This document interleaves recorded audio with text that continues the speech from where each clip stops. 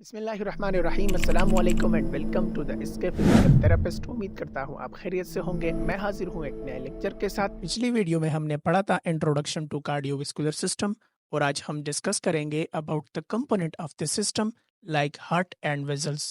तो चलिए शुरू करते हैं और इनमें से हर एक पार्ट को डिटेल में देखते हैं। हार्ट।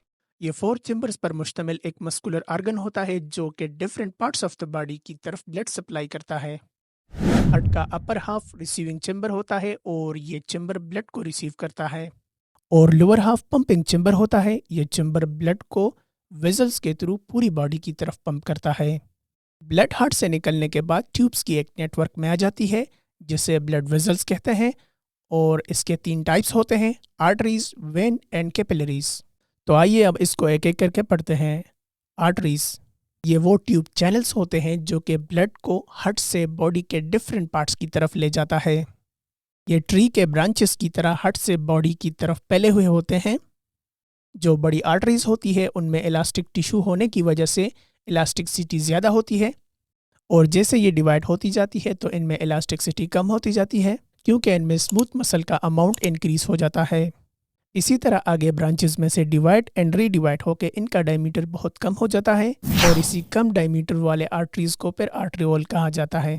इसके बाद चलते हैं वेन की तरफ। ये वो चैनल्स होते हैं जो कि पूरी बॉडी में डिस्ट्रीब्यूट हुए होते हैं और ये ब्लड को पूरी बॉडी से कलेक्ट करके हार्ट की तरफ ले आता है।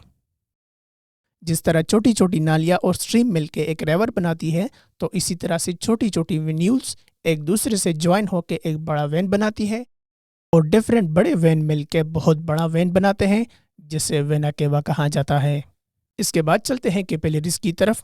जैसे हमने बात की कि सबसे छोटी आर्टरी आर्टरियोल होती है और सबसे छोटा वेन वेन्यूल होता है जो नेक्ड आई से नज़र आता है। दोनों के दरमियान एक माइक्रोस्कोपिक वेजल्स होती है जिसे कैपिलरी कहा जाता है। ये कैपिलरी इन दोनों को आपस में कनेक्ट करवाती है। ये इतनी छोटी होती है कि टिश्यूज़ के साथ तकरीबन डायरेक्ट कांटेक्ट में आ जाती है ताकि इजीली ब्लड से न्यूट्रन और टिश्यू से वेस्ट प्रोडक्ट मेटाबोलाइट्स का कैपिलरी वॉल के थ्रू एक्सचेंज हो सके। मेटाबोलाइट्स कुछ ब्लड ले जाती है और कुछ लिम्फेटिक्स के थ्रू चली जाती है। याद रखें कि कुछ आर्गन जैसे लिवर हो गया, स्प्लीन हो गया, इनमें कैपिलरीज की जगह साइनोसाइड होती है।